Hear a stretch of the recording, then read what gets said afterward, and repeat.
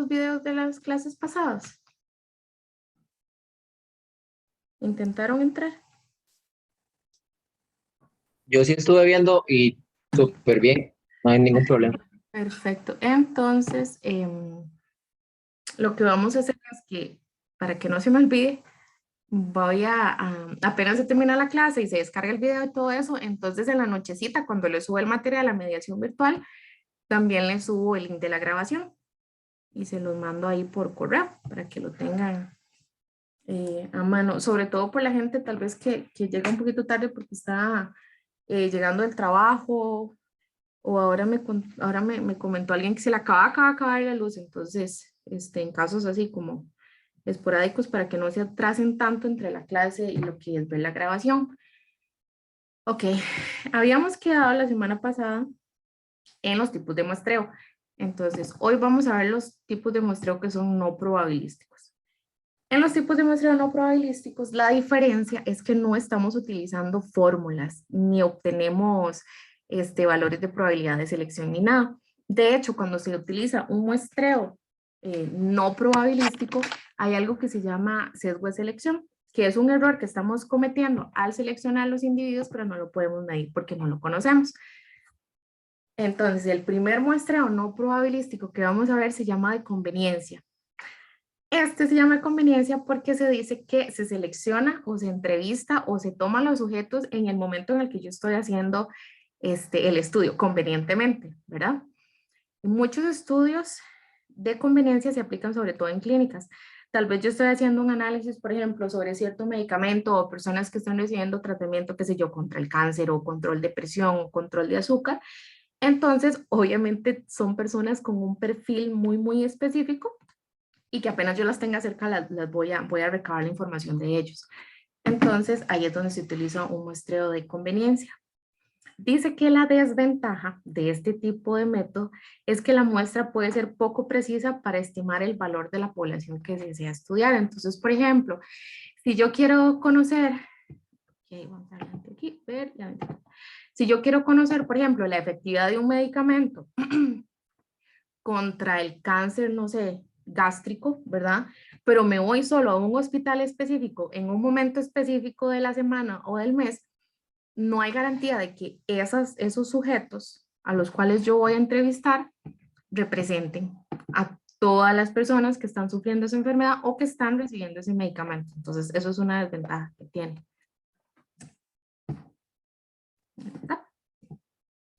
Luego está el muestreo por juicio o intencional. Aquí lo que se usa es el criterio de experto, principalmente para identificar a cuáles sujetos o cuáles elementos son los que son necesarios de entrevistar. Por ejemplo, si yo quisiera hacer dentro de mi trabajo un estudio para ver si sirve un software, ¿verdad? Yo no le voy a ir a preguntar a cualquier persona. Yo voy a buscar, por ejemplo, a los encargados de TI o a los jefes de que tengan que ver con servicio al cliente, con ingeniería de software o con riesgos o con algo así, que son los expertos y que van a poder darme un criterio más acertado sobre ese software o ese sistema que yo voy a utilizar. Dice que se caracteriza por un esfuerzo deliberado de obtener muestras precisas mediante la inclusión en la muestra de grupos supuestamente típicos, pero no hace el uso de la probabilidad. Entonces, eso es específicamente los sujetos que cumplen ciertas características, pero que yo estoy determinando porque yo sé que ellos me van a dar la información que yo voy a necesitar. Y voy a hacer esto pequeñito. Se usa frecuentemente en sondeos preelectorales de zonas en las que anteriormente hayan mostrado tendencias de voto. Eso es como un ejemplo en los que se puede utilizar, ¿verdad? Y luego está el muestreo de cuota.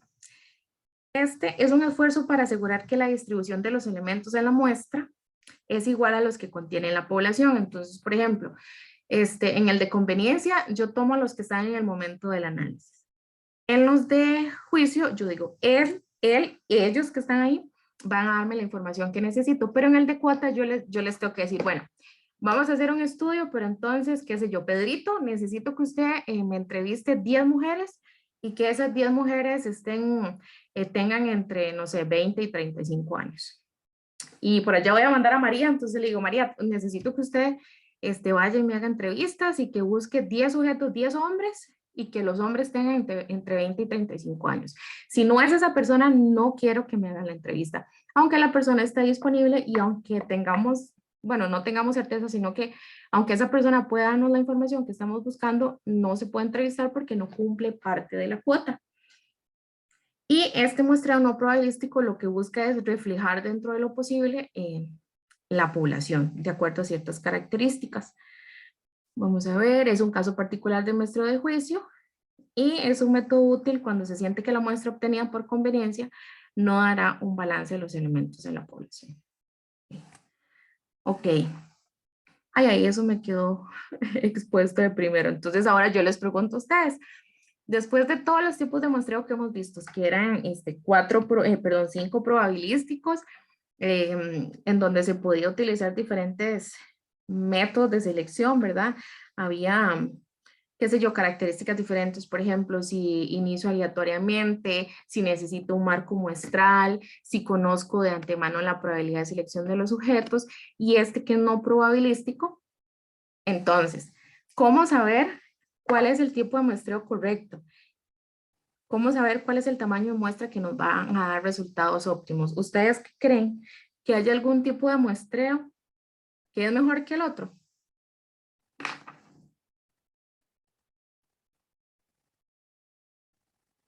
Yo creo que ¿Alguien? también va a depender de las circunstancias, ¿no? De la población que yo tenga que mostrar. Correcto. ¿Alguien más?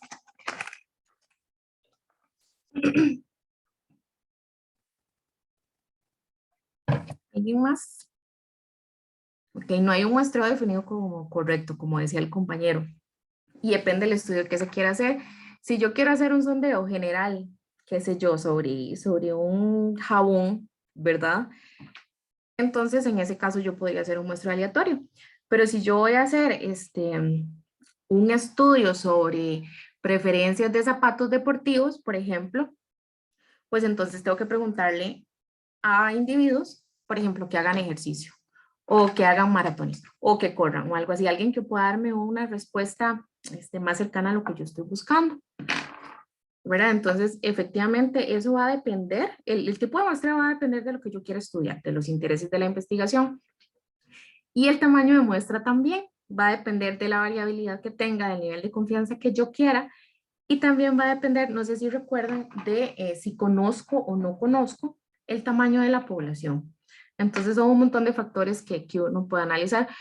Eventualmente, cuando ustedes ya estén trabajando y tengan que seleccionar una muestra o hacer un tipo de muestreo, pues entonces va a depender de lo que ustedes quieran hacer o analizar y a partir de eso ustedes van a tomar algún criterio y van a decir, creo que aquí mejor utilizo esto que aprendí en estadística general 2 y mejor hago una selección, qué sé yo, por conglomerados o de juicio, etcétera, etcétera.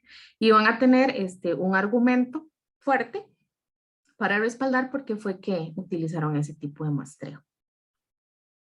Okay. Entonces, voy a decirle a Emerson que se integre y mientras les voy contando. Ustedes recuerdan que en la clase pasada, cuando estábamos viendo cómo se definía el tamaño de muestra, teníamos algo que era el nivel de confianza y que ese nivel de confianza se representaba con una Z. Varios de ustedes me dijeron, profe, bueno, ¿de dónde se saca esa Z? Yo les dije, bueno, es como cuando uno calcula la probabilidad, pero al revés. Es igual, pero es diferente, pero es lo mismo. Hoy sí vamos a ver con más detalle cómo se calcula ese Z, porque ya lo vamos a empezar a utilizar. Entonces, la semana pasada, yo lo que quería era como que dijera, no, 95% de confianza, este es el valor de Z, no vamos a adentrarnos tantísimo, y hoy sí vamos a ver por qué utilizamos ese valor y cómo obtenerlo eventualmente si se quisiera trabajar con un nivel de confianza diferente al 95%. Entonces, vamos a ver si ya Emerson viene. Ok, vamos a ver. Aquí quiero ver algo. Ah, no. Yo había hecho una especie de un formulario para que practicáramos, repasáramos y participáramos, pero parece que no se me cargó en esta reunión, entonces Vamos a ver, voy a hacer varias preguntillas mientras se conecta Emerson, como de repaso. Ok, ¿ustedes recuerdan en qué tipo de muestreo todos los individuos tienen la misma probabilidad de ser seleccionados? Al azar. Al azar Aleatorio. o aleatorio, correcto. ¿Y en cuál utilizábamos una variable que se llamaba variable de espaciamiento y valor de arranque?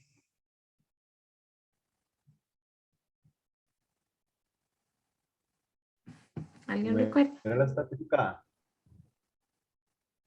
No, Por esta- el estratificado no. Teníamos un valor K, que era definido espaciamiento, se obtenía población entre muestra, y también teníamos un valor A, que era el que le estábamos llamando valor de arranque. Por extractos, ¿no? No, uy, no. Así cierro la reunión, chiquillos. Qué susto. No, era el sistemático. Recuerden que el sistemático es donde voy como dando brinquitos a través del marco muestral. Entonces necesito como un valor que me diga de qué tamaño van a ser esos brinquitos dentro de la muestra y necesito un arranque. Ese arranque era un valor aleatorio que escogíamos entre, exactamente que escogíamos entre el primer valor, ¿verdad? El primer registro Y el y K. hasta el K, correcto. Vamos a ver. Luego,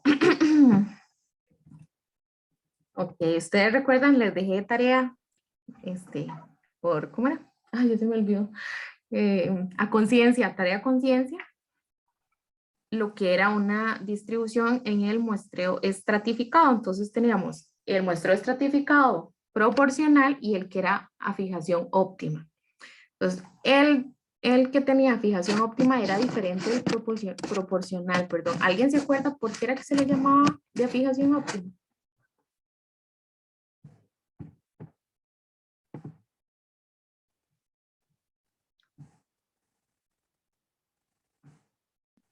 ¿Alguien?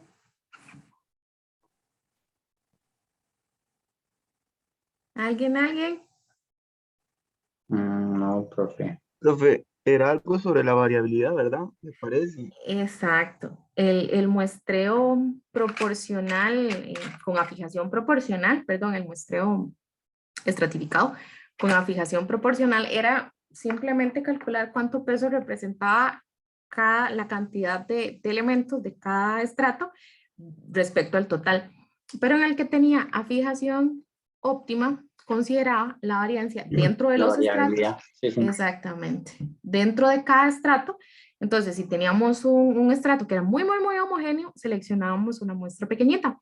Y si teníamos un estrato que era muy heterogéneo, entonces nos iba a dar una muestra muy grande. Por ejemplo, ¿ustedes por qué creen que cuando uno se va a hacer examen de sangre, por ejemplo, le sacan un tubito? Nada más.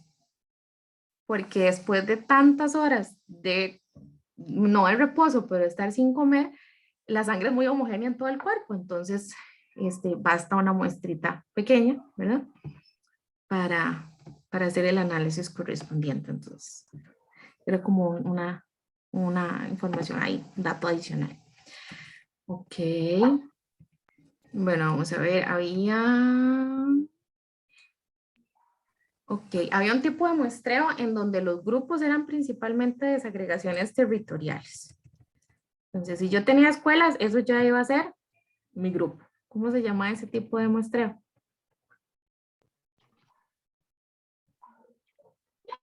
Y es que queda que conglomerado. Sí, esa trampa se Sí, yo iba a decir descarte. ¿Eh?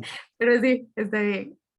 Ok, ahora les conté que había algo que se llama sesgo de selección, ¿verdad? El sesgo de selección es un error que nosotros cometemos cuando aplicamos un tipo de muestreo no probabilístico. ¿Se acuerdan cómo es que se llama el error cuando hacemos un muestreo probabilístico?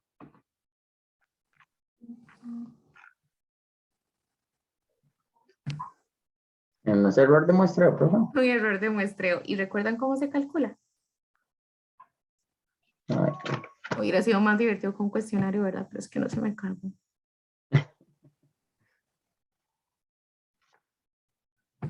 No. El error de muestreo era la diferencia que yo estoy dispuesto a aceptar entre el parámetro poblacional y mi estimador. Ok. Vamos a ver. Okay. Vamos a ver qué otra.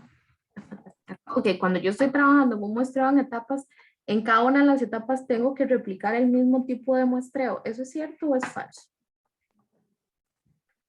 Falso. No, yo puedo utilizar diferentes tipos de muestra. Correcto. Muy bien, eso es falso. Y la última. Ok.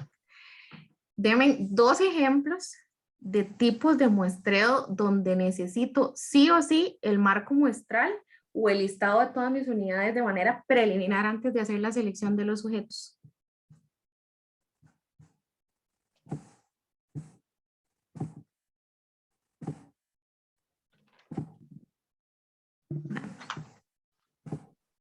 Ay, qué raro Emerson.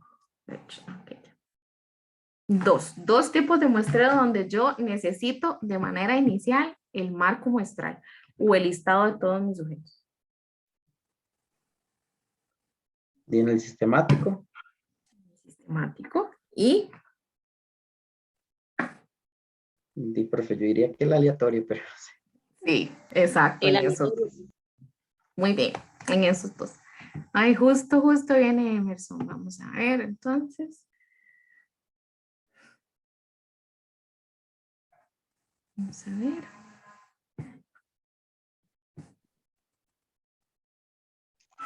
A ver, Emerson, ¿nos escuchas? ¿Me escuchas? Sí, Ok, sí, entonces escucho. puedes prender la cámara un toquecito para que te vean. Claro, claro. Bueno, él es Emerson. Él es el que me está colaborando en el curso. Él es el que va a revisar sus tareas. Entonces, para que las hagan ordenaditas y todo, porque él es muy bravo, me han dicho. Bueno, yo no sé, me han dicho. Entonces, para que lo conozcan, él también va a estar ayudándome a cuidar examen y eventualmente me va a ayudar a cuidar quizzes. Entonces, para que lo conozcan, sepan que va a ser él y nada más. No sé si quieres decir algo, Emerson. Sí, bueno, primero que todo, mucho gusto. Mi nombre es Emerson. Bueno, voy a ser el asistente de la profe Andre. Voy a estar acá para ayudarles también, por si necesitan alguna duda o tienen alguna duda, perdón. Me pueden escribir con confianza. Mi número está yo estoy en el grupo, entonces ahí está mi número. También les voy a mandar mi correo, por si tienen alguna duda, me pueden escribir al número o el correo, como se sientan más seguros. Voy a escribirles el correo personal porque la verdad el Ok. institucional casi nunca lo reviso. Sí, les acabo de escribir el correo al grupo, entonces Ok. ahí cualquier cosa estoy para ayudarles. Listo. Bueno, Emerson, entonces muchísimas gracias. Y ahí nos estamos Sí. hablando entonces. Ok, perfecto. Bueno, Ok, gracias, chao. chao. Vamos a ver. Ok, entonces vamos a seguir. Voy a cerrar todo esto. ¿Qué más se lista? Listo, ok. Voy a... ahí no están viendo mi pantalla, ¿verdad? No. Okay, lo que vamos a ver es esto de dónde sale el bendito valor de Z, de acuerdo a la probabilidad, que era lo que les estaba comentando la semana pasada.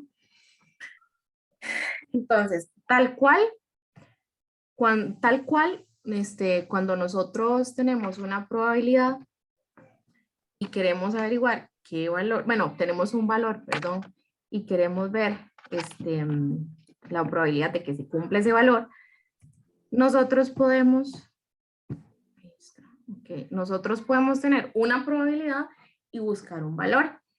Entonces, esto es una tabla de valores para la distribución normal estándar que vean que nosotros adentro de la tabla tenemos la probabilidad y afuera tenemos los valores de Z. Entonces Z, recuerden que era una distribución normal, que era simétrica, que tenía un área bajo la curva igual a 1 y que tenía media 0. Más o menos, casi siempre en las distribuciones se dice que Z se mueve de menos 3 a 3, no porque sea así, porque hay un poquito más de valores, ¿verdad? Pero la mayoría de los datos se ubica entre esos valores. Entonces, vamos a tener, por ejemplo, valores de Z que van desde menos 3 hasta 3 positivo, que es este que está acá, esta es la tablita. Entonces, por ejemplo, si nosotros nos vamos a una distribución normal donde estamos hablando que hay un 90% de confianza, estamos haciendo una prueba de 2 colas, que alguien me había dicho, no sé qué es es sigma entre 2, ok. Ese sigma entre 2 lo que me indica es que estoy haciendo efectivamente una muestra, una prueba de 2 colas. Vamos a ver, profe, esa tabla es necesaria, a veces se saca con Excel. Eso se saca con Excel, pero espérense que les voy a explicar con la tablita para que vean cuál es la lógica. Primero, ok, entonces vamos a tener, si estamos considerando un 90%, entonces lo que estamos diciendo, y esto es algo súper importante, que de todas las muestras posibles que nosotros podamos seleccionar, el 90% de esas muestras va a contener mi valor específico.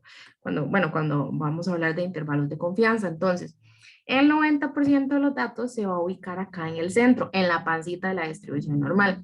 Como la distribución es simétrica y yo estoy agarrándolo del centro, entonces el 10% que me queda de ese 90 lo tengo que dividir en partes iguales en cada una de las colitas. Por eso es que acá hay un 5 y acá hay otro 5. Ahora, este Z tiene un negativo porque está a la izquierda del 0.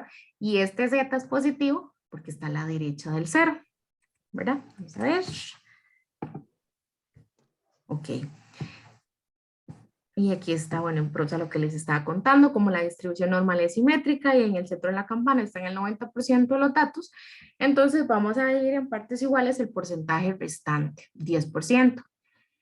Entonces vamos a tener un 5%. Generalmente cuando nosotros hablamos de porcentajes, sí, niveles de confianza en realidad, nosotros no ponemos el 90% como tal, sino ponemos 0.9, o sea, no lo ponemos en porcentaje, sino que lo ponemos en proporción.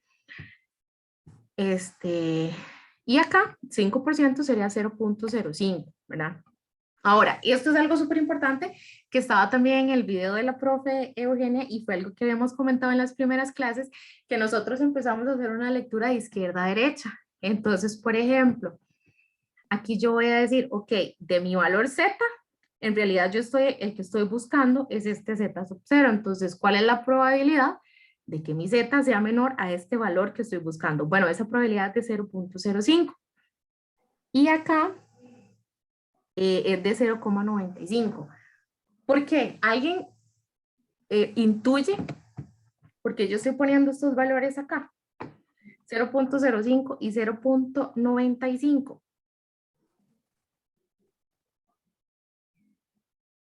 Nadie.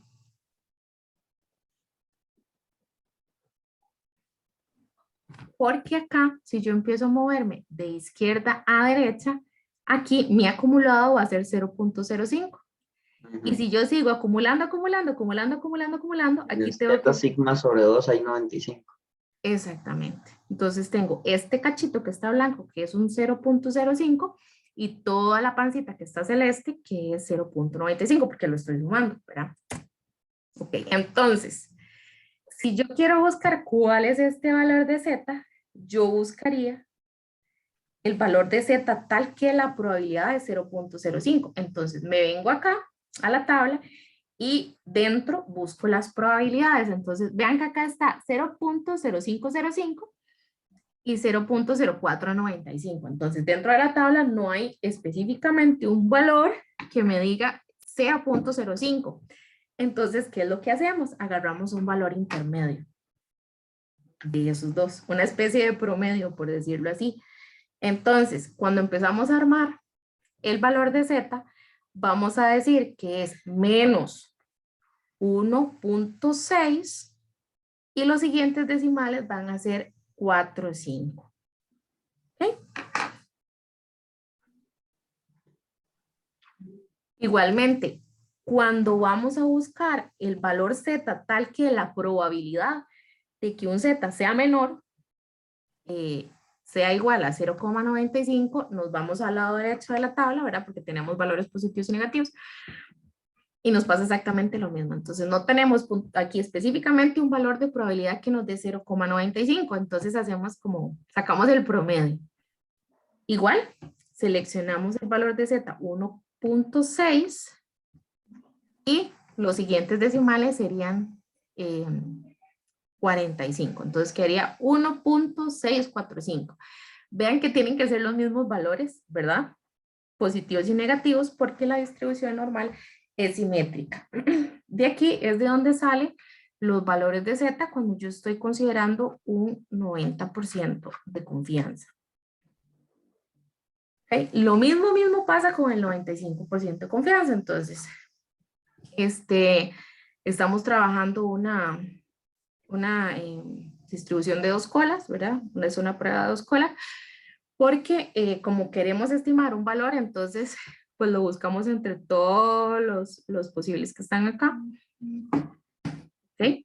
Y como la distribución es simétrica y tomamos el 95% de los datos que se ubican en la campanita, entonces el 5% restante lo tenemos que dividir de manera igual a ambos lados de la pancita de la campana. Entonces tenemos que aquí va a haber un 2.5% y a este otro lado también vamos a tener un 2.5% que me va a sumar el 5 más el 95 y me va a dar el bendito 100, ¿verdad? Entonces, cuando yo vengo moviéndome igual de izquierda a derecha, acá voy a tener el valor que es 0.0225 y si lo acumulo más mi pancita del punto 95, entonces acá el Z va a ser el acumulado, perdón, la probabilidad va a ser la acumulada, 0,975. Entonces, si primero buscamos este valor y esta probabilidad, aquí sí tenemos un valor exacto.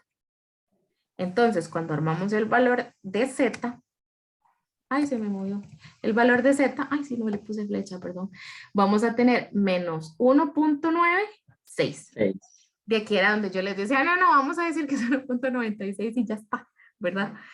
De aquí es de donde sale específicamente. Y si nos vamos a buscar, bueno, menos 1,96, correcto, porque está en el lado izquierdo y en el lado izquierdo están los negativos, porque justo en el centro de mi distribución está el 0.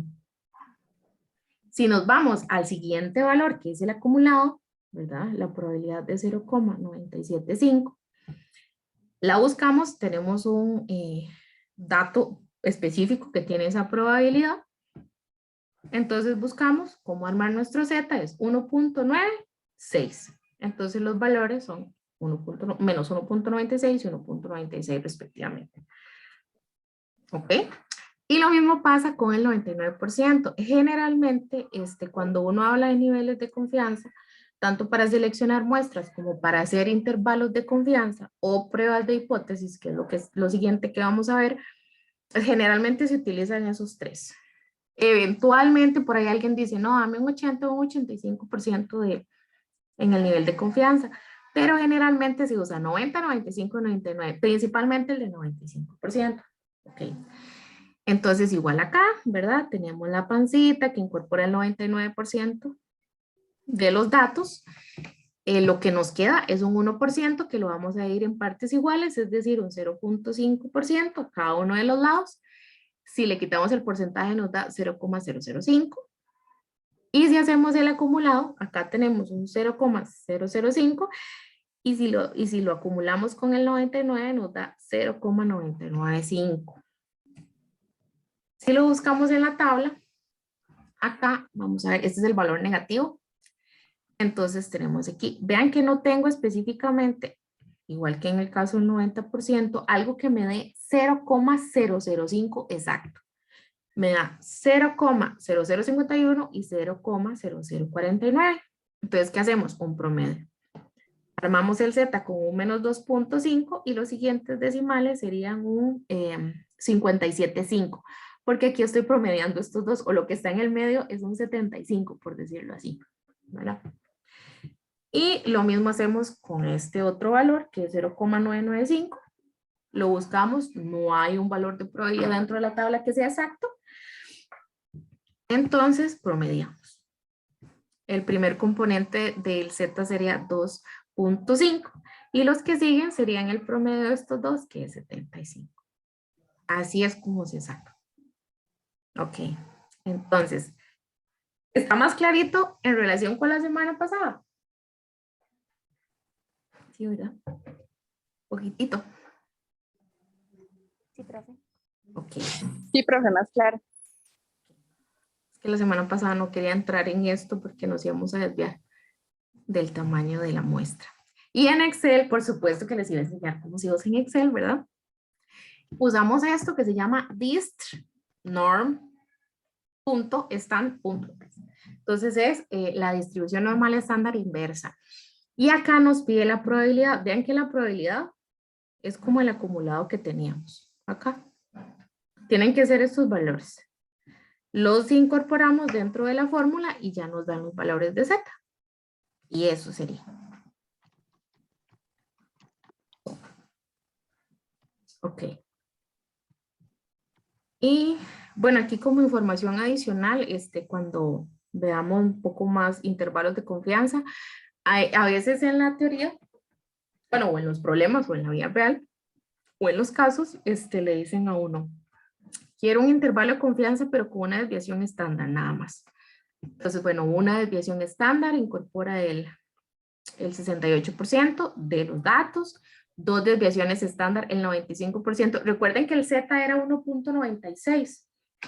A veces se pone el 1.96, a veces se pone el 2, entonces para que sepan, que son como análogos. Y tres desviaciones estándar incorporan el 99.7% de todos los datos, pero eso lo vamos como, para que tengan una pinceladita, lo vamos a ver después. Ok, ¿todos bien hasta ahí? ¿Sí? Profe, ¿cuál era la fórmula para sacar eso en Excel? Esta. La distribución normal es Dist. Ajá, dist.norm. Ok. Ok, entonces ahí.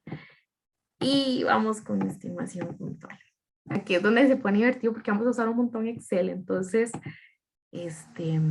para eso fue que les pedí que, bueno, no les pedí, pero para eso fue que les envié el archivo de Excel. Les dije que íbamos a usarlo hoy, entonces vamos a trabajar. Ok. Ok. Entonces vamos a ver lo que es la estimación puntual y por intervalo. Estimación puntual e intervalo para mu y para p. Estimaciones con muestras pequeñas para proporciones y las distribuciones muestrales de diferencias e intervalos de confianza para las diferencias y sumas. Ok, bien interesante. Aquí me dice que tengo la estimación puntual y desviación por intervalos para mu o para p. ¿Alguien se acuerda que era mu y ese p mayúscula? Bueno, no, fue lo primero de la segunda clase que vimos. Mu creo que era como la media, ¿verdad? Ajá, de No sé. la mu es el mu es un parámetro que yo estoy obteniendo de mi población. Es un parámetro poblacional de una variable cuantitativa. ¿Recuerdan que yo les decía, esto de las variables cuantitativas y cualitativas es la base de todo? Bueno, aquí vamos a ver cómo se va reflejando eso. ¿Y el P? ¿Qué es? Es lo mismo, nada más que de los cualitativos. Correcto. El P son para las proporciones. Muy bien. Ok. Cuando hablamos de estimación puntual, estamos hablando de estimación en el punto, es decir, los datos que nos da la muestra sobre una característica específica. Para las variables cualitativas se usan las proporciones y para las cuantitativas se utiliza el promedio o la media o el mu, ese simbolito. Es súper importante, muchachos, esto, que ustedes sepan, por ejemplo, que el mu es un parámetro de la población, que X barra es un estimador de la muestra, que P mayúscula es un parámetro de la población para variables cualitativas y que P de chito es el estimador de la muestra también. ¿Okay? es solo un número que se utiliza para estimar un parámetro de la población desconocido. Y aquí es prácticamente la base de la inferencia estadística. Vean que nosotros hemos ido viendo como, bueno, las variables, cómo se miden, cómo seleccionar una muestra, cuáles son los componentes que se utilizan para elaborar una muestra, cómo se aplica ya la selección de sujetos después de que seleccione la muestra, y ahora vamos a ver cómo se estima. Entonces, después de todos esos pasitos que yo hice, ya uno empieza a trabajar con los datos y a dar conclusiones. La estimación por intervalos lo que me da es un intervalo de confianza. Entonces me dice que es un conjunto de valores que se forman a partir de una muestra de datos.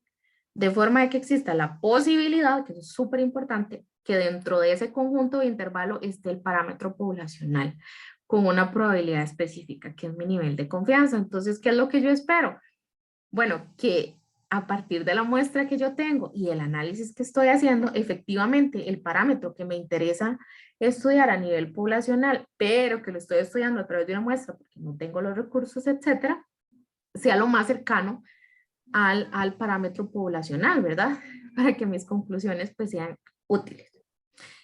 Entonces, esto es como una interpretación con un nivel de significancia de tanto por ciento. Se tiene que la media poblacional se encuentra de tal y tal. También aquí lo voy a corregir porque en los resultados, en los ejercicios yo le puse confianza. Con un nivel de confianza de tanto, decimos que el valor que nosotros estamos, que el valor poblacional está dentro de los intervalos que nosotros estamos estimando. Y vamos a tener un límite inferior y un límite superior. Generalmente se pone LI y LS, es que aquí está límite inferior de confianza, límite superior de confianza. Entonces, vean los pasos para hacer estimación por intervalos. Paso número 1, identificar la variable estimar. ¿Qué quiere decir? Si es cuantitativa o es cualitativa.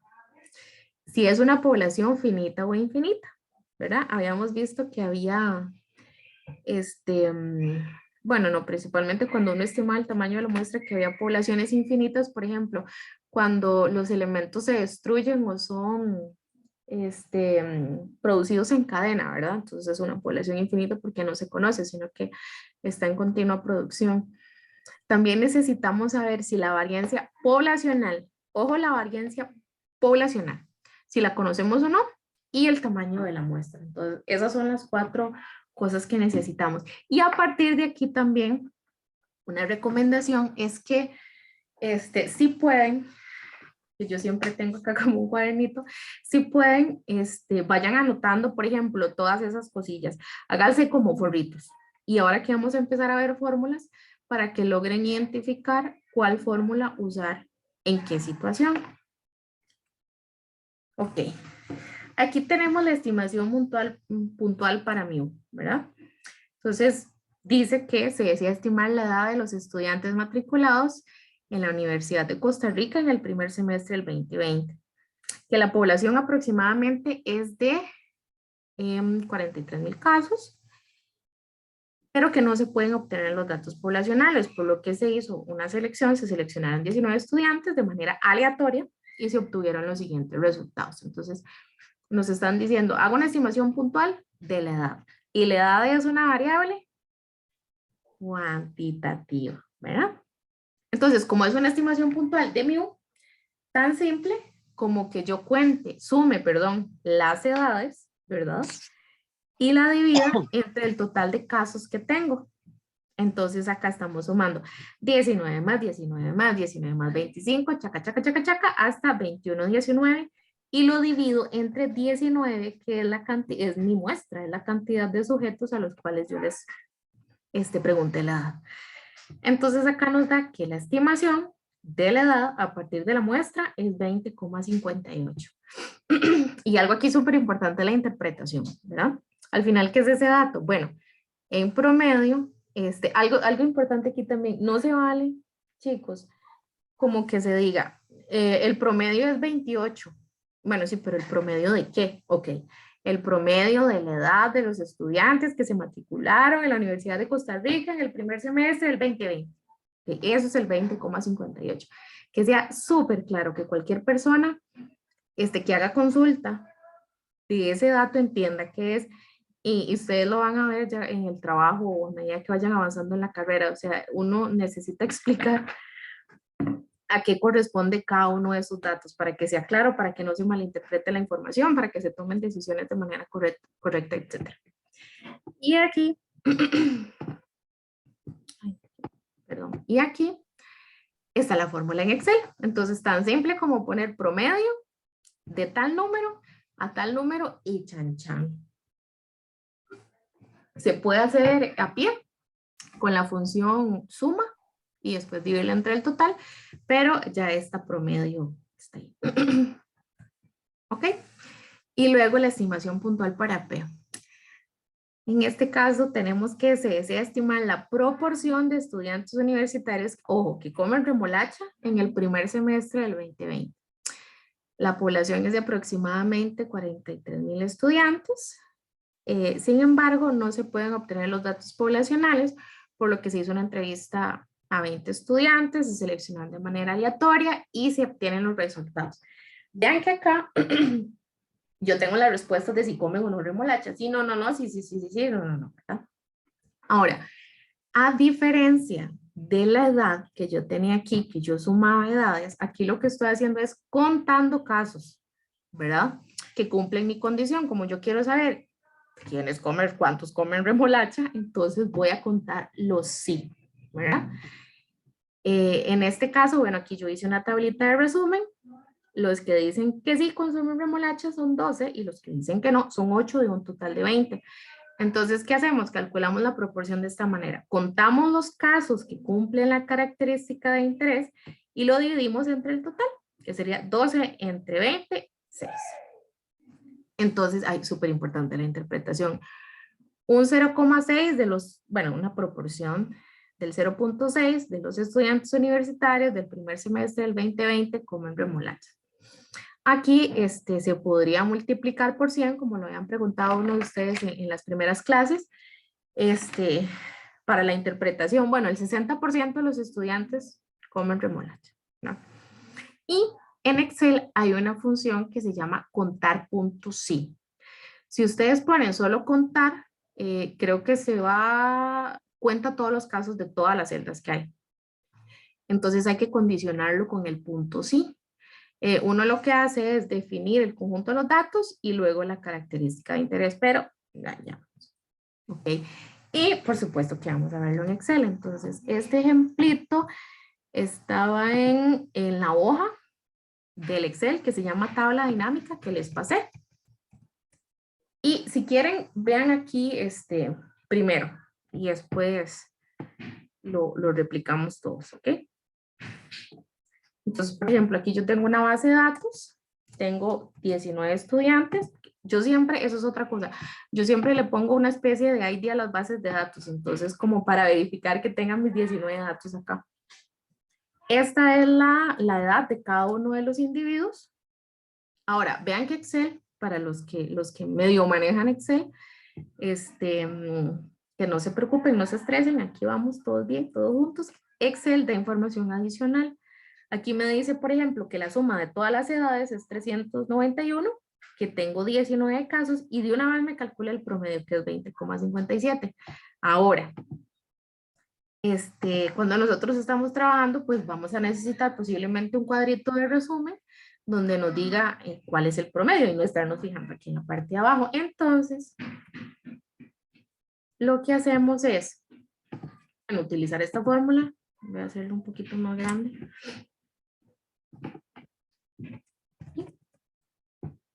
Entonces aquí vean que es promedio, le estoy diciendo que vaya desde la B2 a la B20, que es donde están todos mis datos, con 2 puntos. Con 2 puntos. ¿Ok? Y aquí ese es el promedio 2 con la fórmula de promedio. Para el caso promedio 1, perdón, lo que hice fue el cálculo a pie, como estaba aquí en el Excel. Entonces, ¿qué hice? Bueno, sumé con la fórmula de suma las edades y con la fórmula de contar, vean que aquí nada más me está contando cuántos elementos tengo y lo dividí. Entonces, acá en promedio 1 está a pie, acá en promedio 2 está con la fórmula. ¿Todos bien hasta ahí?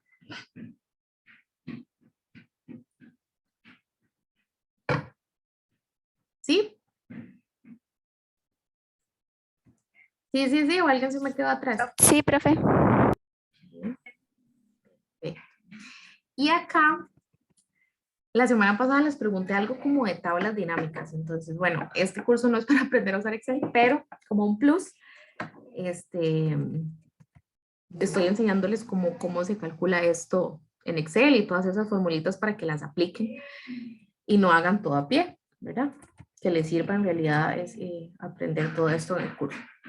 Ok, aquí tengo mis registros, las respuestas de si comen o no remolacha. Bueno, aquí está esta variable, como les digo, que yo siempre la pongo para saber, perdón, para saber que aquí están mis 20 registros.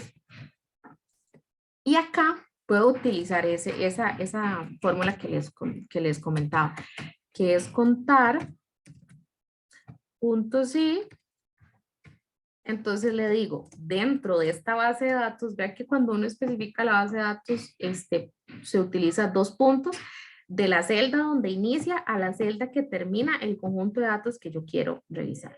Punto y coma. Hay computadoras en donde aquí este separador de criterios es una coma, entonces tienen que fijarse aquí en la formulita porque a veces uno pone punto y coma y es coma, entonces le da un error. Y aquí voy a decir que el criterio es sí.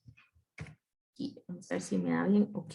Algo súper importante acá también con Excel es que cuando estoy pidiéndole que me cuente respuestas cualitativas, tengo que ponerlas entre comillas, ven que acá, y tal cual está escrito el sí.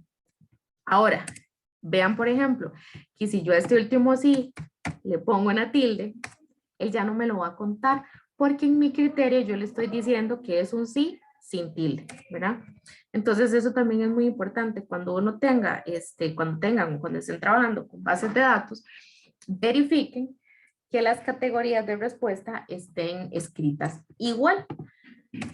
Aquí tenemos 12, ¿verdad? Voy a usar la misma fórmula en el contar simple. Tenemos, contar, eso es otra cosa. El contar, es que son un montón de detalles. El contar funciona cuando son variables cuantitativas. El contara cuenta variables cualitativas. Y luego, el cálculo de la proporción.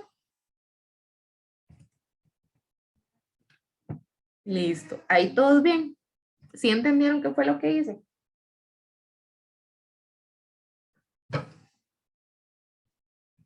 ¿Sí? Sí, profe. A ver si no me perdí. Fue sacar un promedio a partir del contar sí, utilizando las variables cualitativas y después dividiéndolo entre el total que se sacó con la fórmula de contar A, y eso ya dio un 0,6. Creo que era así, Sí. ¿verdad? Ajá, aquí lo que no he hecho son promedios porque en las cualitativas no se hacen promedios, se hacen proporciones.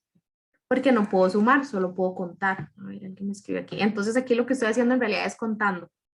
Estoy contando cuántos sujetos tienen la característica que me interesa y luego el total.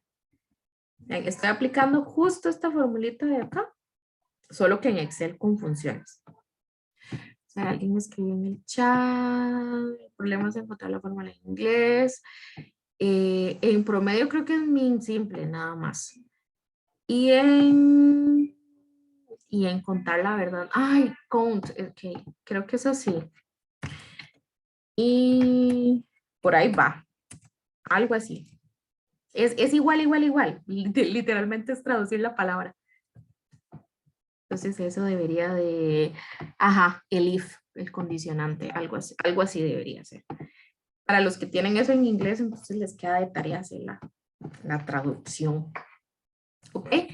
Ahora, pero digamos que el jefe está súper apurado y les dice, no, necesito saber ya cuántos comen remolacha y la proporción, pero rápido, ¿verdad? Entonces no podemos ponernos a generar o a contar a pie, aunque estemos usando fórmulas.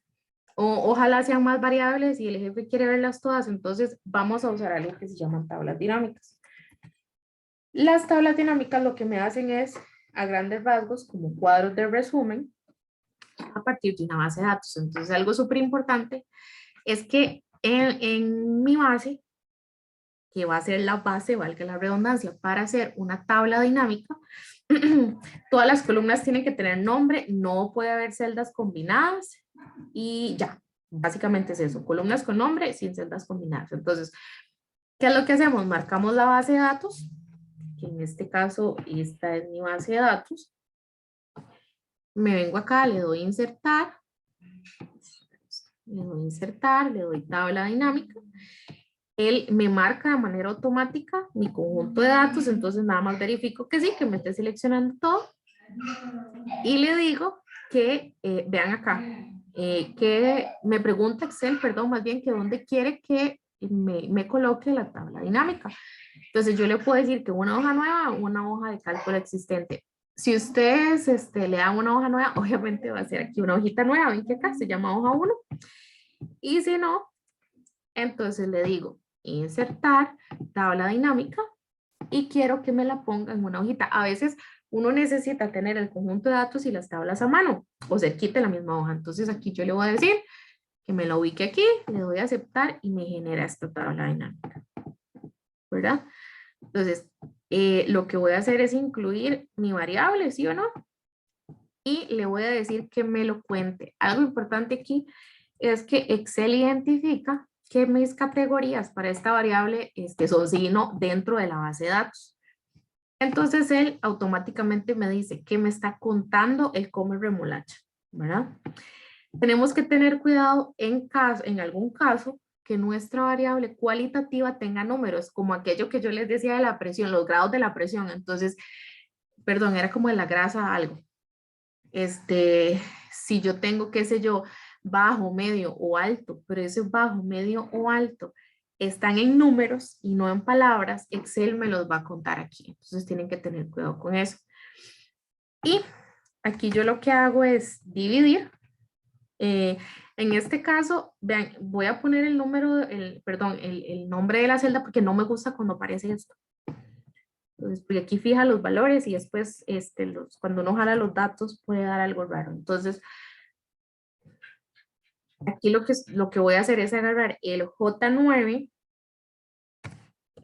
y lo voy a dividir entre el J11 y lo voy a fijar con F4 para que me dé el porcentaje. Entonces ya ahora sí puedo jalar eso. Entonces si tuviera que hacer, calcular proporciones súper rapidísimo, cuando tengo una base de datos muy grande, genero una tabla dinámica y aquí ya me da esto. Ahora, aquí, para que vean que lo chineo, aquí tengo, este caso y les puse 3 videos que encontré que estaban claritos de cómo hacer tablas dinámicas. No son tan largos. Entonces, para que también tengan esto ahí de referencia. Para los que les cuesta un poquito más o nunca han usado tablas dinámicas, entonces que puedan guiarse por acá también. ¿Ok? Esto es súper útil cuando tengan bases de datos grandes, ¿verdad? Aquí pues eran 20 casitos, pero en la vida real estoy segura que ustedes van a tener bases de datos muy grandes, si no es que ya trabajan con bases de datos muy, muy grandes. Ok, voy a hacer eso chiquitito. ¿Y todos bien hasta ahí?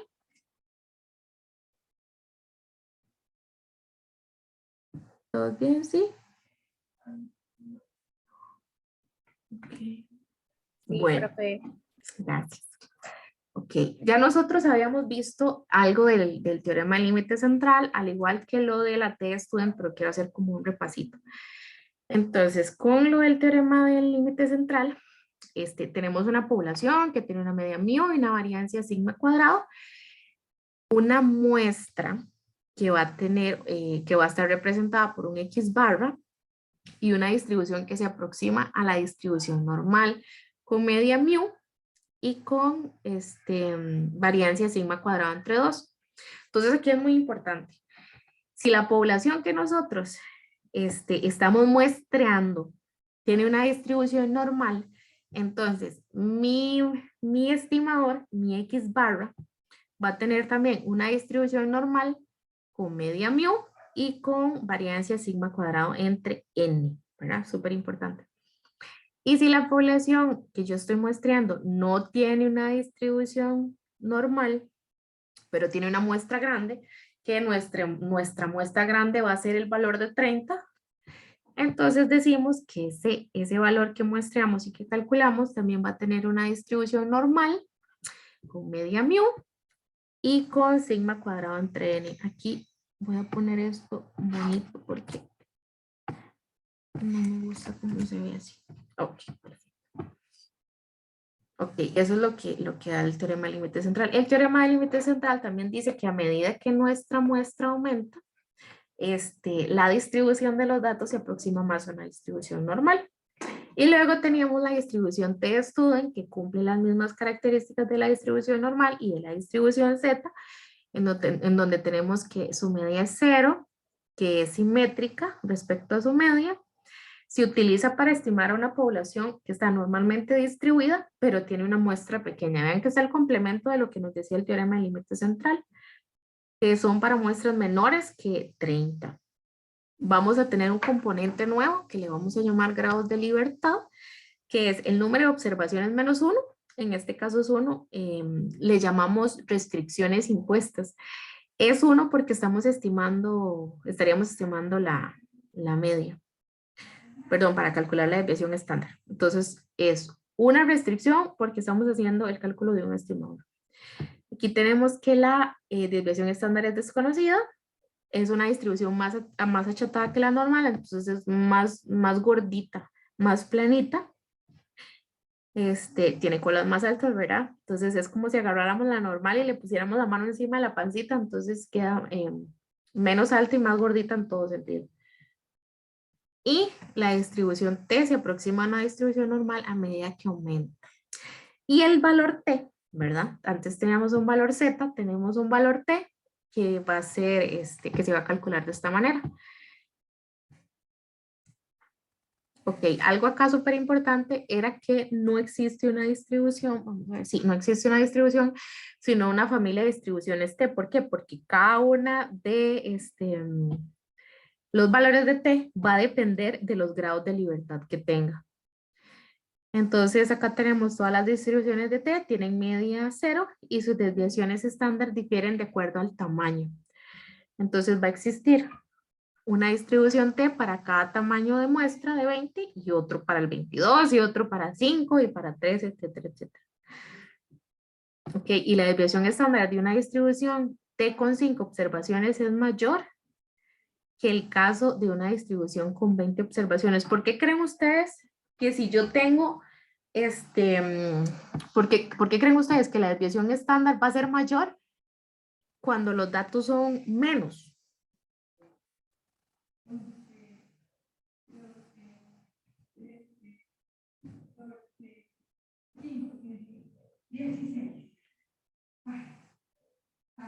Se los voy a dejar de tarea, ay, pues, la conciencia.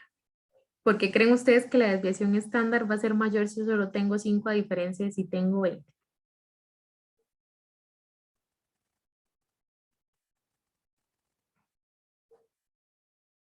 Nadie. Bueno, se los voy a dejar de tarea. Ok. ¿Cuándo hacemos? ¿Quién iba a hablar? No. Profe, yo Cuando- pensaría que es porque dice distribuye entre menos datos. Ajá, ¿y qué más? Y por eso, Más o menos. Más o menos. ¿Alguien más que quiera ayudar al compañero?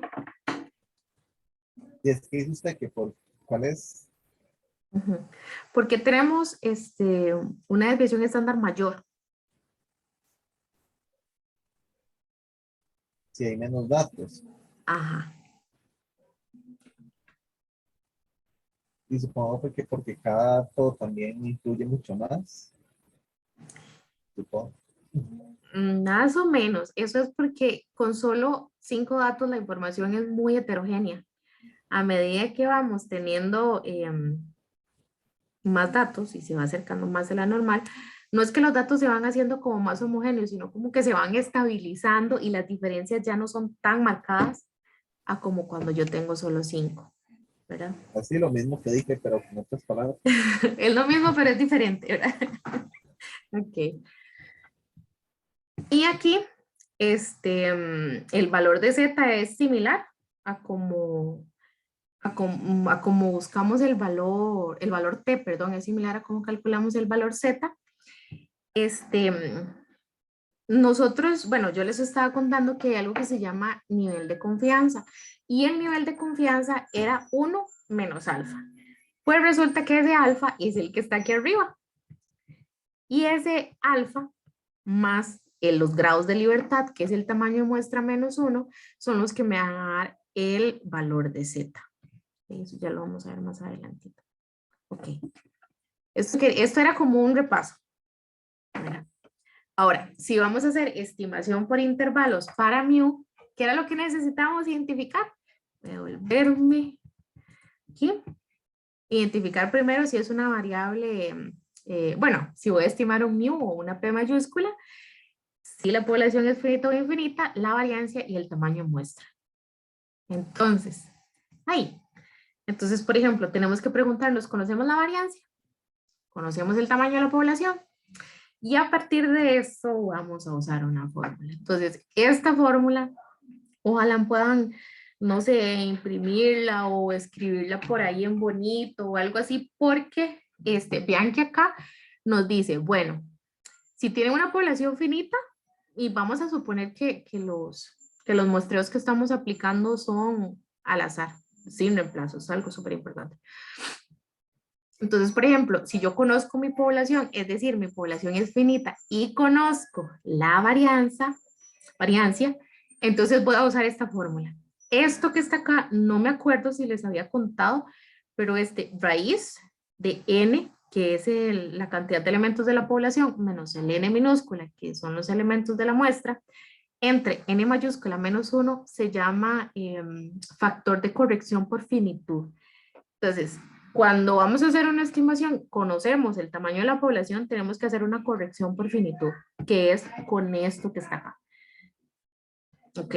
¿Qué pasa, por ejemplo? Si conocemos la población porque es finita, pero desconocemos la varianza poblacional, bueno, aplicamos alguna de estos dos fórmulas, dependiendo si el n es mayor o menor que 30. Igual, si la población es infinita, entonces vean que la fórmula es más simple porque no aplicamos el factor de corrección. Si la población es infinita o la desconocemos y conocemos la varianza, aplicamos esta fórmula. Si desconocemos la varianza poblacional y depende del tamaño de muestra, aplicamos alguna de estas formulitas. ¿Ok? Y vamos a hacerlo a pie. Bueno, voy a explicarlo a pie y también vamos a ver los ejemplos en Excel.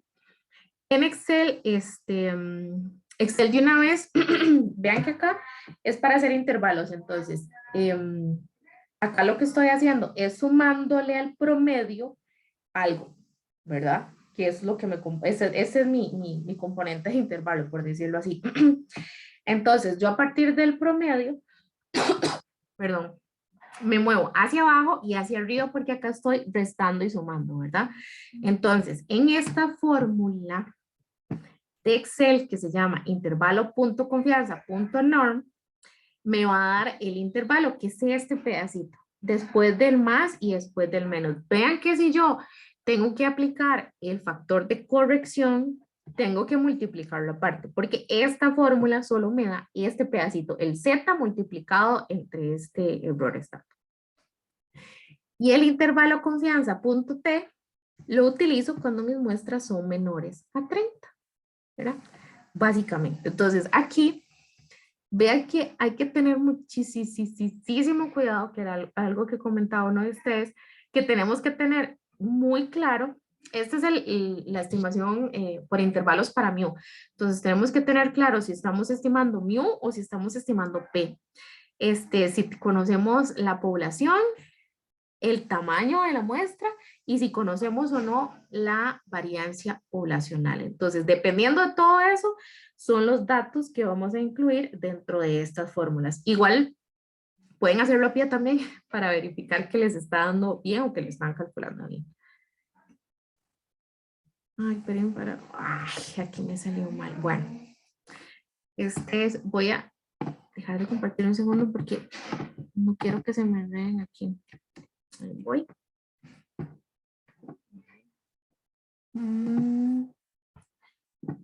¿Alguien tiene dudas? ¿Vamos bien? ¿Todos bien? Todo bien, Es profe. aquí es donde todo se empieza a poner más bonito todavía. Porque ya empezamos a aplicar datos. Ok.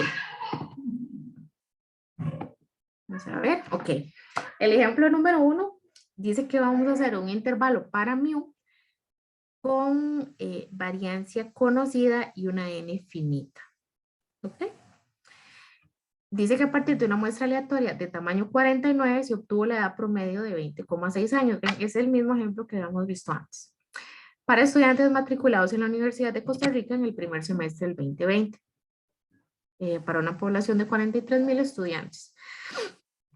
Por estudios previos se conoce que la desviación estándar es 1,87. Esto es súper importante porque acá nos están diciendo que en estudios previos se conoce que esa es la desviación.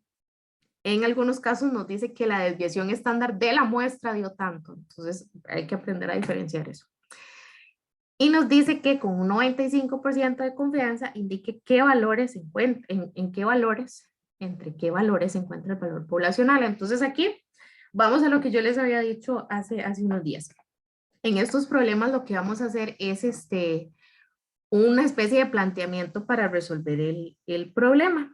Entonces vamos a tener una parte que se llama datos, donde vamos a identificar toda la información que tenemos y la vamos detallando. Entonces, nuestro n, 49. La media, 20,6. Aquí le estoy poniendo X barra porque me está diciendo que es la edad que se obtuvo de esta muestra. Por eso es que es X barra. Aquí está la desviación estándar, que es 1,87, y estoy usando sigma porque me dice que en estudios previos, es decir, esa es la información de la desviación estándar a nivel poblacional. Tengo la población, que son 43,000, y luego tengo la confianza. La confianza se define como 1 menos alfa, que es 0,95. Recuerden que aquí yo les dije que se pone sin el porcentaje. Y el alfa va a ser el 0,05, lo que me falta para llegar al 100, o al 1, en este caso al 1. Ok, entonces, esta información, este nivel de confianza me va a dar un Z de 1,96. Ya sabemos cómo es que se obtiene ese 1,96, ¿verdad? Entonces, utilizamos esta fórmula, esta fórmula. Y aquí utilizamos el factor de corrección por finitud porque conocemos cuál es la población. Entonces, para el límite inferior, ¿qué es lo que hacemos? Vamos a empezar a aplicar esta fórmula. Dice que la media, nuestra media era 20,6 menos el Z, que es 1,96. Aquí algo súper importante, usamos el Z positivo, ¿verdad? O el valor absoluto del Z, más bien. Entonces es 1,96. Luego, la raíz de la población total menos el tamaño de mi muestra, que es 43,000 menos 49, y sobre el tamaño de la población menos 1, que es 43,000 menos 1, por la desviación estándar, que es 1,87, y la raíz de n, que es 49. Entonces eso me da como un límite inferior 20,08. Aplicamos lo mismo, solo que sumando acá justo después de la media y nos da 21,12. Entonces, ¿cómo interpretamos eso? Bueno, con un 95% de confianza, la edad promedio de toda la población estudiantil de la Universidad de Costa Rica en el primer semestre del 2020 está entre los 20,08 y 21,12 años. ¿Todos claritos ahí? Vamos bien. Solo estamos aplicando la fórmula. Todavía no me he ido a Excel. Profe, Sí. al ser años no tiene que redondearse. Excelente pregunta. No necesariamente. Si yo les digo la edad en años cumplidos, ahí sí tienen que redondearme sí o sí. Pero como estamos hablando de edad promedio, ¿verdad? No estoy haciendo ninguna especificación y la edad puede ser, una variable cuantitativa continua, yo puedo tener 20 años, punto 6, que son de casi 20 años y medio, ¿verdad? Entonces aquí no es necesario, aquí sí se vale completamente. Se puede redondear y hacer la especificación de que son años cumplidos, pero como nos están preguntando explícitamente años cumplidos, no es necesario. Ok. En el, vamos a ver, este es mío con variancia conocida y n infinita. Ok, dice que un vendedor mayorista de partes automotrices necesita una estimación de la vida media que se puede esperar de los limpiaparabrisas en condiciones normales de manejo. La administración de la empresa ya ha determinado que la desviación estándar de la vida útil de la población es de 6 meses. Ojo aquí, la desviación estándar de la vida útil de la población. Supongamos que se selecciona una sola muestra aleatoria de 100 limpiaparabrisas y se obtiene una vida media de 21 meses. Entonces se pide calcular un intervalo de confianza del 95% para la vida media de la población de los limpiaparabrisas. Entonces acá tenemos nuestra parte de datos, nuestro N, que es la cantidad, bueno, nuestra muestra, que es 100, la desviación estándar, que es 6 meses, nuestra media 21 meses, el nivel de confianza, que es el 95%, despejamos el alfa, ya ahorita vamos a ver por qué es que despejo el alfa, y tiene un valor asociado de Z de 1,96. Entonces aquí utilizamos esta fórmula porque conocemos la variancia, pero no conocemos la población total, entonces no le aplicamos el factor de corrección. Nuestro límite inferior sería la media, que es 21, menos el valor Z, que es 1,96, por la desviación estándar, que es 6, entre la raíz de n, que sería raíz de 100. Y eso nos da 19,82. Aplicamos lo mismo, solo que sumándole esta parte del intervalo a la media. Y nos da que es 22,18.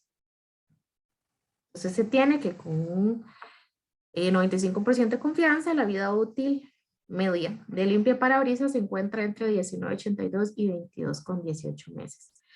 Aquí es muy importante la interpretación, ¿verdad? Okay. Este ejemplo es con la variancia desconocida y n infinita. Un fabricante de llantas desea estimar la durabilidad de sus productos, tiene una muestra de 10 llantas que recorrieron 50,000 millas y reveló una media muestral de 0,32 pulgadas de cuerda restante y una desviación estándar de 0,09 pulgadas. Vean que aquí me está diciendo que de esa muestra se tiene una media muestral y una desviación estándar de esta muestra que está aquí. Entonces yo conozco la desviación poblacional. Nos están preguntando, ¿sería razonable que el fabricante concluyera que después de 50,000 millas la media poblacional de la cuerda sería razonable que el fabricante concluyera que después de 50,000 millas la cantidad media poblacional de cuerda restante es de 0,30 pulgadas? Entonces si sacamos nuestros datos igual, N10, la desviación estándar es 0,09, la media 0,32, tenemos una confianza del 95%, un alfa de 0,05 y aquí usamos un T. ¿Por qué? Porque no conocemos la desviación estándar, porque nuestra N es infinita y porque la muestra que tenemos es menor a 30. Entonces usamos esta otra fórmula que está ahí. En este caso, no les expliqué cómo sacar, ok, esperen para apuntarlo aquí. Es una, bueno, y otra cosa súper importante. Cuando en el problema no se dice cuánto es el nivel de confianza. Generalmente se usa 95% de confianza. Entonces, eso es como una regla. No dice cuánta confianza, lo calculamos con 95% y en la interpretación decimos que con una confianza del 95%, taca, taca, taca, taca. Entonces, acá estoy considerando el 95%. Voy a irme a donde estaba la tablita con la T.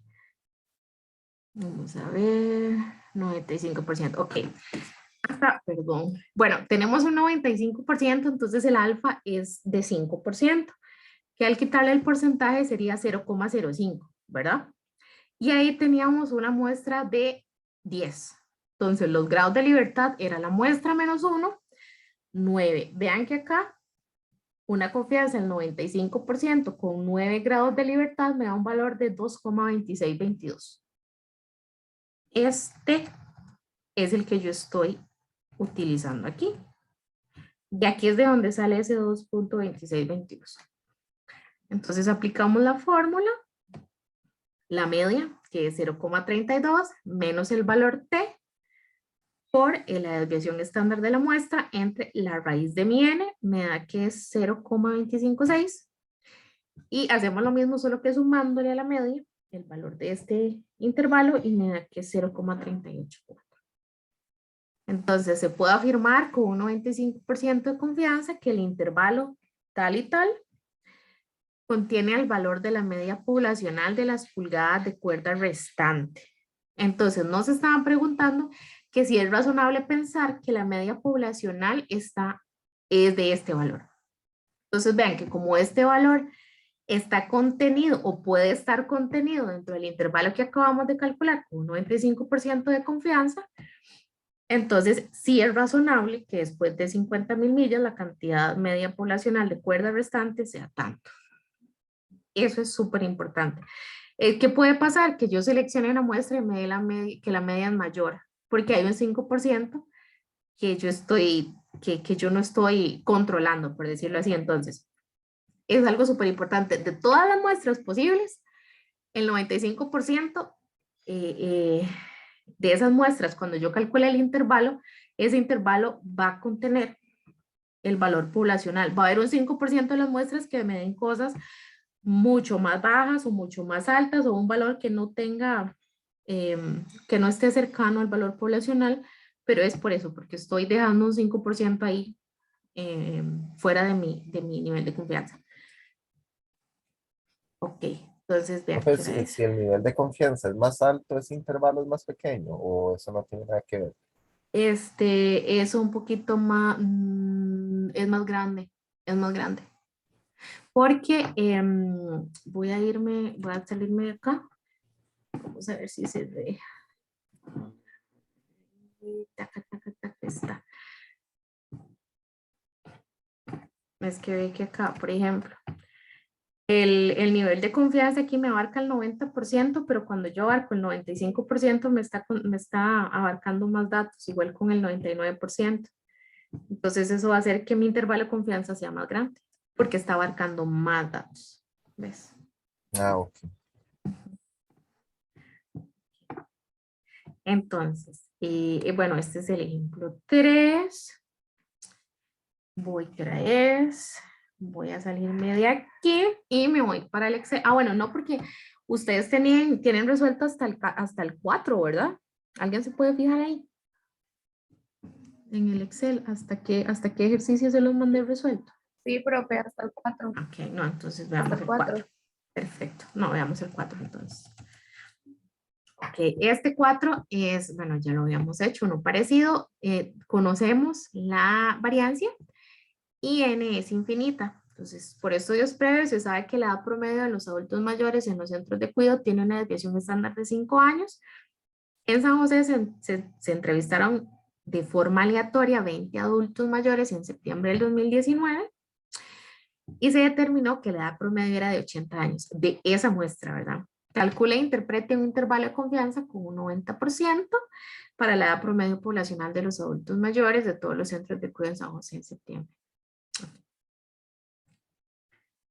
Vean qué importante acá que nos están diciendo, se quiere saber la edad promedio de los adultos mayores en centros de cuidado, ¿ok? Y se entrevistó en San José. Pero vamos a crear un intervalo de confianza para decir cuál es la edad promedio poblacional de los adultos mayores en todos los centros de cuidado de San José.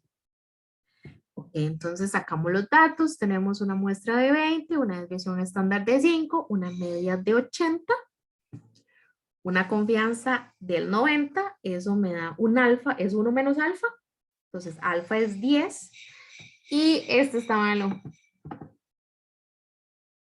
¿Por qué está malo? ¿Alguien que me diga?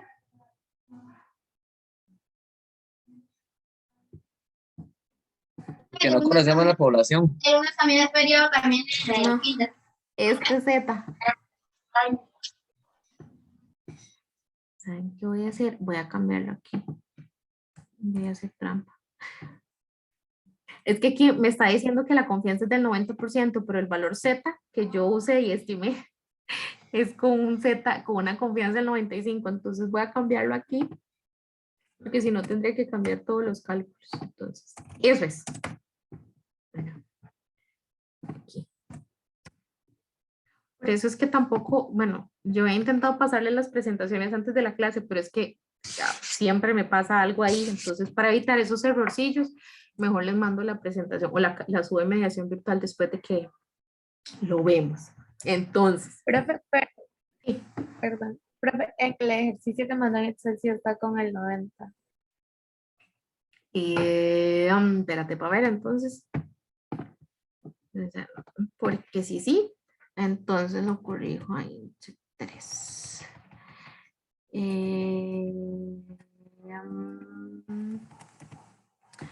Vamos a ver. Alfa. 70. Entonces, para ver. 84. No, entonces fue que lo copié. Ok. No, está bien. Entonces voy a cambiarlo aquí. Entonces, fue que planteé el intervalo y lo calculé. Planteé mal el Z. El Z era 1,645, recuerden. No, entonces está bien. Seguro por automático ya pongo eso. Ok. Listo. Aquí no. Perfecto. Ok. Entonces sacamos nuestros datos, ahora sí. Nuestro N, desviación, media, nivel de confianza, alfa y Z. Utilizamos esta fórmula porque desconocemos la variancia, no, conocemos, perdón, la variancia poblacional, pero no conocemos el total de los datos de nuestra población, entonces no usamos factor de corrección por finitud. Y aplicamos simplemente la fórmula. Entonces tenemos nuestra media, que son 80 años, le restamos nuestro Z, que es 1,645, ya sabemos de dónde sale. Esta es la desviación estándar entre la raíz de n y nos da 78,16. Y el límite superior es lo mismo, solo que sumarle este pedacito del intervalo. Entonces nos da 81,8.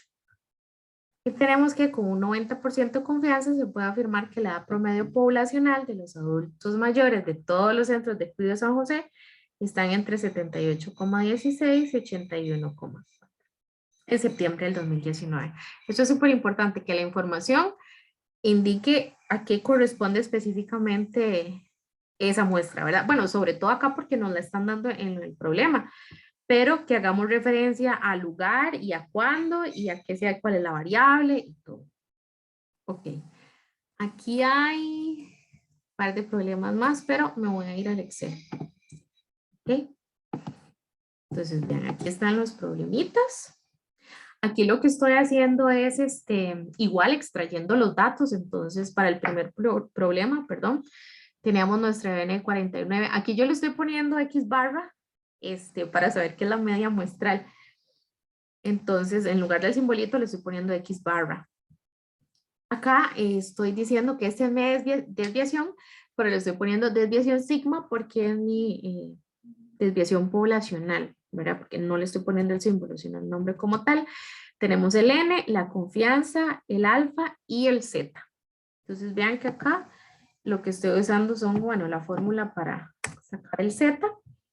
Y acá lo que voy a hacer es el cálculo del intervalo. Aquí tengo la fórmula. El cálculo del intervalo. el cálculo del intervalo, que es esta parte de la fórmula que se me hizo. Bueno, esta parte de la fórmula que está después del más menos. Entonces, usamos la fórmula que se llama intervalo.confianza.norm. Porque estamos usando perdón, porque nuestro n es más grande que 30, entonces suponemos una distribución normal. Entonces, vean que acá en el detalle de la fórmula nos dice cuáles son los componentes que tenemos que agregar. Entonces, primero tenemos el valor alfa.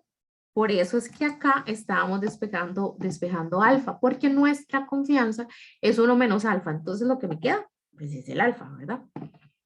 Entonces, acá tenemos el alfa, nuestra desviación estándar. Mucho cuidado cuando el problema nos da la variancia. Siempre tenemos que estar seguros que ese valor que estamos colocando es el de la desviación estándar y el tamaño es nuestra n. Entonces nos dice acá que el intervalo, es decir, este pedacito de acá es 0,52. Entonces lo que hacemos, que si lo tenemos que hacer a pie, es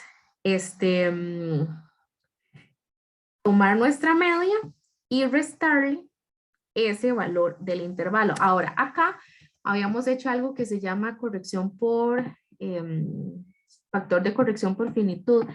Aquí lo que voy a hacer es, vamos a ver, taca, taca, taca, taca. Voy a ponerle más decimales.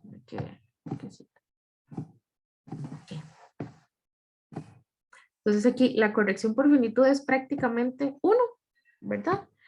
Entonces acá lo que hacemos es, estoy tomando mi media, le estoy restando el valor del intervalo y lo estoy multiplicando por el factor de corrección. Aquí no quiero que se enreden porque en esta fórmula el factor de corrección está justo en el medio de los componentes, pero el z por la desviación estándar entre n fue el valor que yo calculé, lo que está aquí en rojo. Y lo morado es lo que está dentro de la raíz. Entonces ven que nos da exactamente nos da 20,08, 21,12, que era lo que teníamos por, ¿dónde era? Aquí está, 20,08, 21,12, haciéndolo a pie o haciéndolo con la formulita. ¿Okay?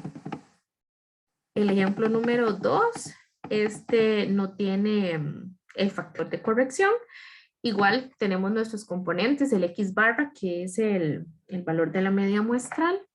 Desviación estándar sigma porque conocemos la desviación poblacional, nuestro n, confianza, el alfa y nuestro z, que ahí está, ya sabemos de dónde sale.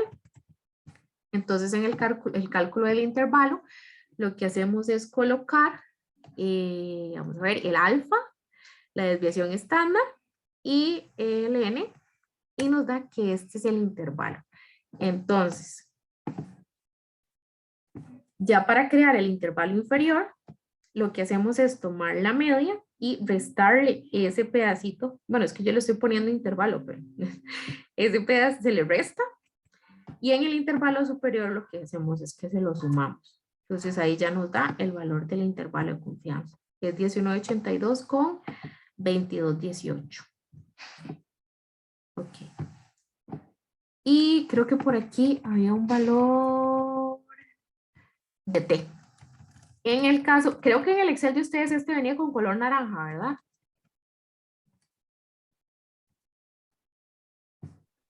Sí, profe. Sí, es esta fórmula la que hay que usar, es que no la encontraba, entonces, ay, alguien me escribió, perdón. Sí, ya casi iba a terminar. Esa es la fórmula. Ok. Ay, no, se la mandé solo a ella.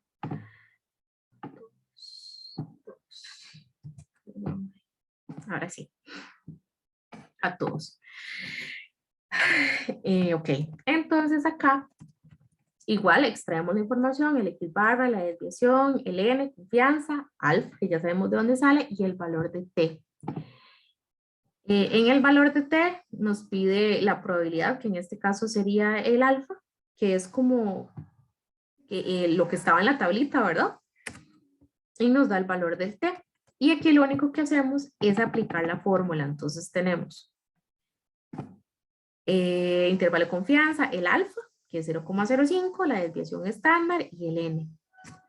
Y luego sumamos o restamos dependiendo si estamos haciendo el límite inferior o el límite superior. Entonces, como estamos haciendo el límite inferior, tomamos el valor de la media, que es el X barra, y le restamos este valor de intervalo y acá se lo sumamos. Este sería nuestro intervalo de confianza. Este era para el 3. Ajá. Ok. Entonces, bueno, ahí está el 4, lo pueden revisar y adivinen que, bueno, aquí está el 5 y el 6, pero intenten hacerlos, el 5 y el 6. Bueno, no. Bueno, es que igual les tengo que pasar esta presentación, pero entonces a conciencia, muchachos, por favor, porque ya está resuelto, ya no lo voy a borrar, para que les quede completa esta presentación. Entonces, es el 5 y el 6 que no vimos, que ustedes no tienen en Excel, entonces revíselo acá y lo intentan replicar y resolver en Excel. Ahora, bueno, no nos dio chance para ver los intervalos, perdón, la estimación de intervalos para P, que lo vamos a ver después de Semana Santa porque ya vamos a terminar. No voy a ver en la carrera, ok. Entonces, porfa, revisen el 5 y el 6, intenten hacerlo ustedes en Excel, revisen los otros casos, revisen las fórmulas, revisen los videos de la tabla dinámica, revisen todo el material que hemos visto para atrás, ¿verdad? Y bueno, voy a dejar acá de compartir. Y ya como vamos a terminar, entonces voy a darles puntos generales, que yo quería que termináramos de ver por lo menos la estimación para P, pero no importa. En la presentación que les voy a mandar está la materia hasta la estimación por intervalos para P. ¿Ok? Todavía me falta agregar una parte, pero se las voy a mandar hasta P. Entonces, si pueden leerla en Semana Santa, genial. Algo importante. Yo sé que están en Semana Santa y yo sé que todos queremos descansar un poco, ¿verdad? Pero voy a subirles a mediación virtual algo que se llama caso 1. Es una práctica. Entonces, ahí va un archivo de Word con preguntas de todo lo que hemos visto, de todo el tema 1 en realidad, y una base de datos. ¿Ok? Entonces, lo que quiero es que vean la información, vayan contestando las preguntas que ya se pueden ir contestando, que son algunas, ¿verdad? De acuerdo a la materia que hemos visto. Ahí hay una parte de seleccionar una muestra, entonces ahí sí hay que sacar las habilidades en Excel porque son bastantes casos de una muestra grande, ¿verdad? Para que no lo hagan a pie y no duren muchísimo. Y a partir de ese caso voy a sacar varias preguntas que les voy a pedir que me entreguen de tarea. Entonces, el lunes, cuando regresemos de Semana Santa, les voy a decir cuáles son los ejercicios de ese caso que quiero que me entreguen de tarea.